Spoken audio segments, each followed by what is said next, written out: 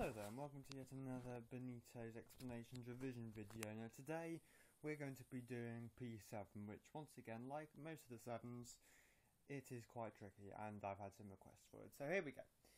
Now, before, as I said in the C7 video, I'm nowhere near an expert in this. I'm not qualified in anything, okay? This is just my method of revision and it may help you as well.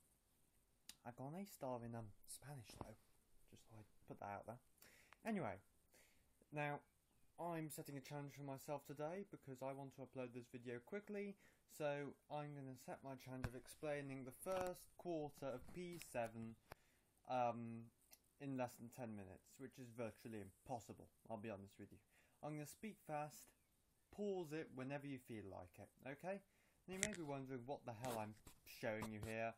This is my explanation of a sidereal day, ladies and gentlemen, because this is all about the universe we're talking about here. This weirdly shaped thing is called the sun, I think. Yeah? No, not me to my mum, the sun. The sun in the sky. Anyway, never mind. Okay, now, a sidereal day is the time taken for a star to appear in exactly the same position in the sky. So, this is Fred, right? There is actually someone called Fred downstairs at the moment, so I'm going to speak quietly, otherwise he'll think I'm talking to him. So, here's Fred, right? He's sitting here, the star's here. For the star to be over his head again, he needs to turn 360 degrees, as so, which is here.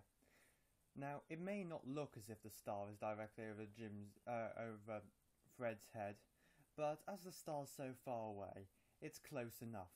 Now that's called a sidereal day. Now a sidereal day is 23 hours and 56 minutes. However, as the sun's a lot closer to the Earth than that weird star is, although it doesn't really look like that in my diagram, the sun, as the Earth spins on its axis, it's going to take longer for the sun to appear in the same position in the sky. It needs to turn a little bit more for the sun to be directly over Fred's head again. And that's going to take 24 hours, just because as the Earth spins on its axis, the Earth is also spinning round the sun. Right, that's that done. Oh my god, I think I've just done the first page. Okay. And the moon seems to go a little bit more slowly as well. That takes about 25 hours to appear in the same position in the sky, because that is also orbiting the Earth in the same direction as the Earth is rotating. Okay.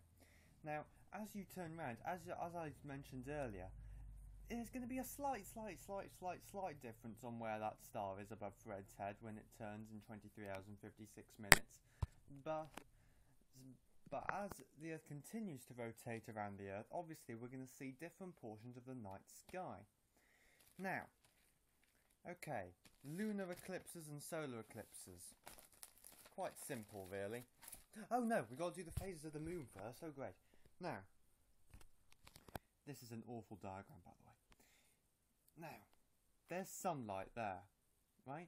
Something you should know is that the moon doesn't actually produce any light. It just reflects sunlight, right? Now, the Earth doesn't block the sunlight here. So when the sunlight reaches here, we get a nice bright moon, right? I'm going to draw another diagram because this is shit. Right, okay. Okay, excuse me a minute. Just going to get the lid off my pen.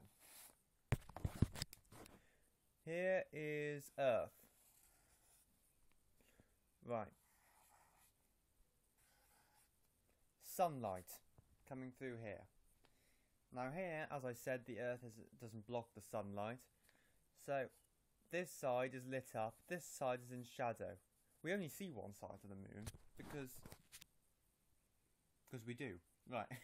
Okay, that's the best thing I can say about that. So that side's lit up. So here we have a full moon here because it's being lit up. However, if the moon is in front of the Earth, and so, this side is lit up. Here. So this side is in shadow. The side that we never see, the mysterious side of the moon, is facing us. Right? So we have a new moon. And the rest is in between the two extremes. So let's say here, is this a half moon? I don't know, my mum will probably know this. But anyway, sunlight facing here, this side's in shadow. So it looks like it's cut in half, right? Yeah? See where they get that name from? Right. Now, eclipses. We're doing quite well here, I must say. A lunar eclipse is where the Earth gets in between the Sun and the Moon. So when it's actually supposed to be a full moon, as the Earth actually does block the Sun this time, we don't see anything at all because it's in the Earth's shadow. So we get a new moon. We don't get, sort of a new moon because we don't see it. But in a new moon you actually do see it. But in a lunar eclipse you don't see anything at all because everything's in shadow. Now, with a solar eclipse, purely by chance, the moon is exactly the same distance, is exactly in the right distance. So when the moon passes in between the Earth and the Sun, it can block out the Sun. Just by being in the correct distance away. And obviously not all the Earth will be affected, only places where the moon is facing. So somewhere around here, right? Okay, I think that solar eclipse is done. There we go. Sorry if this is being... But usually, I'm speaking Spanish at the same time here. The moon doesn't get exactly in between the Earth and the Sun. Most of the time, we will get a partial solar eclipse. So not all the Sun is being blocked. Same with lunar eclipses as well. Now, coordinates in astronomy. There are quite a few. We measure them from 2 points. The pole star, which is somewhere up here. That's the pole star because as you rotate around the Earth, the top of the Earth doesn't really move that much. Therefore, this star never moves in the night sky. It always seems to be in the same position because it's directly above where the Earth is rotating on its axis. And we also have the celestial equator, which is an imaginary plane. You can think of it like an imaginary ring of Saturn that's extended out from the equator. And so from that we can measure two angles. There we have declination, which is celestial latitude. So how much up? So, oh god, what am I doing here? Right, here's the pole star here. Here's Earth. Right, here's the star under inspection. Right. Okay. Now, we should have drawn that a little bit higher. Sorry, here's the new star, right? Ignore that. The angle would be something like that. Right? That's the angle there. Okay? I think. Now, and we also use right ascension.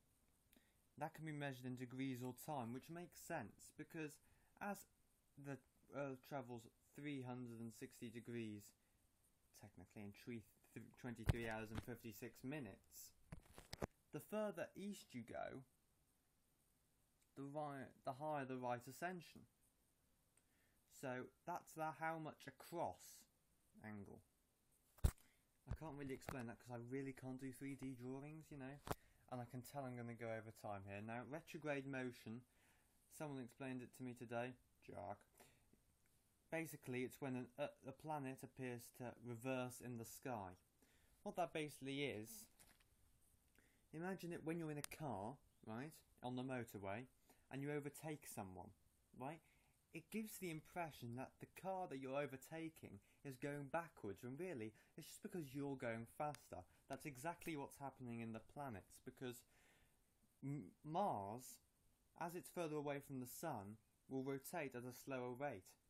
So, Earth appears, when Earth overtakes Mars, it looks as if Mars has changed its direction in its orbit around the Sun, when really, it's just we've overtaken it. Now, converging lenses. Right, great, I'm loving this. Okay, let's draw a lens. Beautiful. Beautiful. Leonardo da Vinci, I mean, look at that. That's just great. Okay. There we go. Boom, boom, boom, boom. Refraction, right? Something like that. They'll all join up to a focal point, right? That's what a focal point is when the light rays meet. Now the focal length is the distance from the focal point and the middle of the lens. So this would be the focal point here, right? Now the power of a lens, if the focal point, if we have a smaller focal length, so let's say the focal point was here, the lens will be stronger because the light rays are going to be converging together more quickly. So the power of a lens definitely depends on the focal length.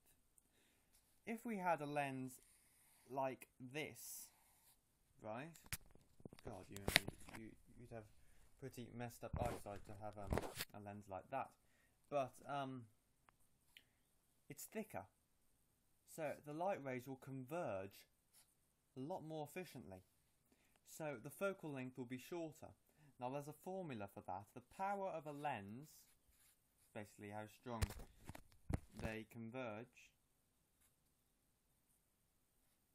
is 1 divided by focal length. Don't properly understand the mathematics of that, but anyway. So that's a ray diagram from a point source, right? Now, the rays can converge above or below the focal point. That's fine, and you'll get a real image. That's fine. To get from an extended source, you basically take two edges from the source as two different point sources, and the distance between the two focal points, you get your real image. Okay? Now, a telescope, oh my god, I'm going to do the most incredible thing that's ever happened. I'm actually going to attempt to draw this, right? This is basically how a telescope works. It uses two lenses, which are more or less the same distance. This one's supposed to be thicker, right? This is called the objective lens. Light enters here. Well, that converges to a focal point. Oh my god. About there, right? That'll carry on. This is actually not that bad, I'll be honest. And that's the eyepiece lens. It's stronger because it's got to have a smaller focal point. I mean, it's got a small focal length, because remember, that has got to meet in the eye to get a focused image. Beautiful eye. Oh, beautiful. Now, this is the real image formed here. Now, after it passes through the eyepiece lens, we get a virtual image, because this is where the light appears to have come from. And really, it hasn't. It's come from the sky. But this is the image, and that is magnifying that image. Sort of get that? Because the galaxy, or whatever you're looking at, isn't really there, is it? It's in the sky, right? But this lens is picking up that as if it was there. Okay, another formula for you. Magnification, I so haven't gone over my time here. God. Mag, there we go. Is the focal length of objective lens divided by the focal length of the eyepiece lens. That's iron. There you go. So there you go. However, if they give you the power instead, oh, we have got the power. Excuse me. We just need to turn those two around. So we've got focal length of the eyepiece lens divided by focal length by the power of the eyepiece lens divided by power of the objective lens. There we go. Now we sometimes use parabolic mirrors, right?